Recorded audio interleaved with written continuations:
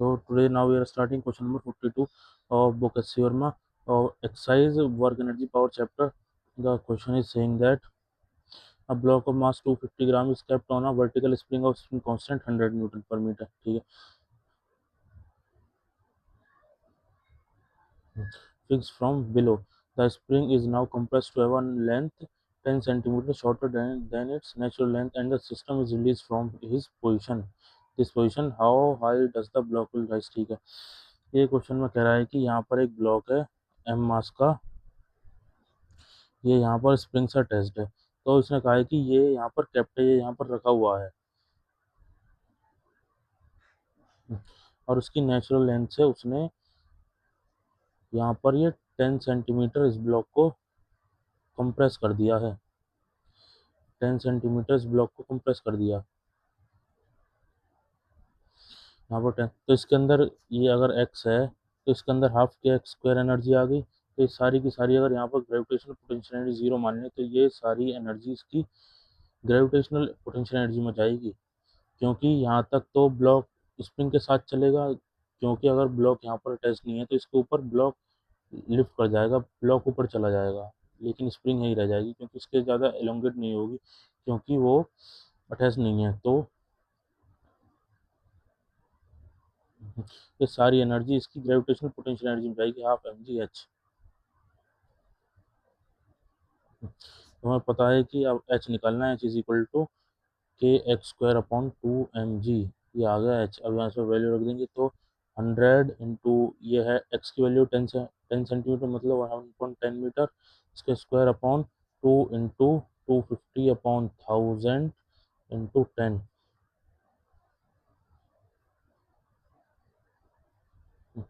100 into 1/100 into ये 4, तो 1/2 into 10, तो ये कट गया। तो ये बचा 2/10 इंटू 100। ये इतने इतने मीटर्स आया, इसमें 100 की मल्टीप्लाई करेंगे सेंटीमीटर्स में आ जाएगा, तो ये कट गया, तो ये आ गया 20 सेंटीमीटर्स इसका आंसर। ये इसका आंसर है। एक बार आंसर चेक कर लेते हैं। तो क्वेश्चन नंबर 42 का आंसर है 20 सेंटीमीटर्स। क्वेश्चन नंबर 42 होप आपको क्वेश्चन समझ में आया होगा। तो अगर इसके एक और थोड़ा अनदर वर्जन करें तो अगर हम यहाँ पर ये जो एम मास का ब्लॉक है इसको यहाँ पर अटैच्ड मान ले, ये इससे फिक्स्ड है, मतलब कि ये अगर इसकी नेचुरल लेंथ से ऊपर जाएगा तो ये भी इसके साथ जाएगा, स्प्रिंग भी लॉन्गेट होगी, तो ये कितना ऊपर जाएगा। तो इस क्वेश्चन को अगर सॉल्व करें तो मान लीजिए यहाँ पर ये है कि एम मास का ब्लॉक है, यहाँ पर ये अटैच्ड है, इसको 10 सेंटीमीटर यहाँ से मान लो 10 सेंटीमीटर कंप्रेस किया गया है, ये ब्लॉक यहाँ पर आ गया एम मास का, ये 10 सेंटीमीटर इसको कंप्रेस कर दिया, तो इसके पास एनर्जी आएगी हाफ के एक्स स्क्वायर। यहाँ पर अगर ग्रेविटेशनल पोटेंशियल एनर्जी जीरो मान लें तो यहाँ के बाद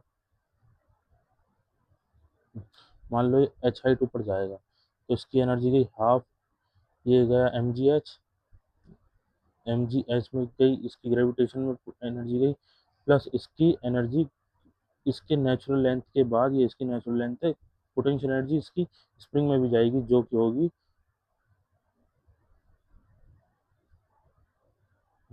ये एक्स है तो एच माइनस एक्स, इसकी स्प्रिंग पोटेंशियल एनर्जी बढ़ेगी हाफ के एच माइनस एक्स स्क्वायर। तो ये क्वेश्चन आएगी। अब इसको सॉल्व करके हम एच निकाल सकते हैं। तो यहाँ पर रखें 50 और ये एक्स की वैल्यू 1/10, तो 1/100 हो जाएगा उसका स्क्वायर, 250/1000 मतलब 1/4 इंटू 10 इंटू, इसे लिख लेते हैं इसको 250/1000 into 10 two H plus half, तो ये 50 into H square plus X square minus 2hx, 1/2 is equal to 1/4 into 10h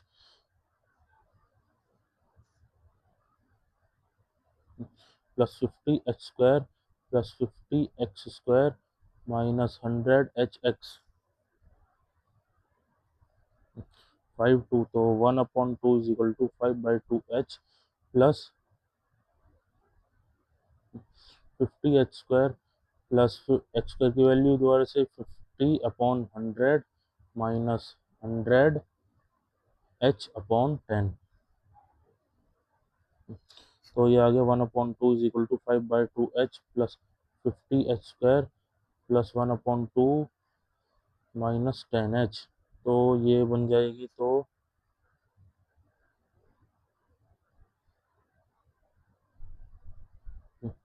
ये 1/2 से 1/2 खत्म, तो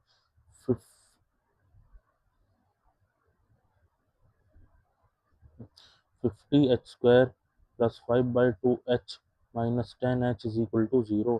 तो ये एक h खत्म हो गया, ये 0 में चला जाएगा, तो 50h is equal to 10 minus 5/2। तो 50h इज इक्वल टू ये आ गया 20 minus 5/2, h is equal to 15/100। ये इतने मीटर्स आ गए, इसको 100 से मल्टीप्लाई करेंगे तो h is equal to 15 centimetres. तो अगर ये ब्लॉक जो है ये इस स्प्रिंग से ये अटैच्ड है, यहाँ पर ये फिक्स्ड है, ये इसके साथ मूव करेगा तो ये 15 सेंटीमीटर ऊपर जाएगी कंप्रेस स्टेट से। यहाँ से कंप्रेस्ड है तो ये 15 सेंटीमीटर ऊपर जाएगी, और अगर ये अटैच्ड नहीं है तो 20 सेंटीमीटर ऊपर जाएगी।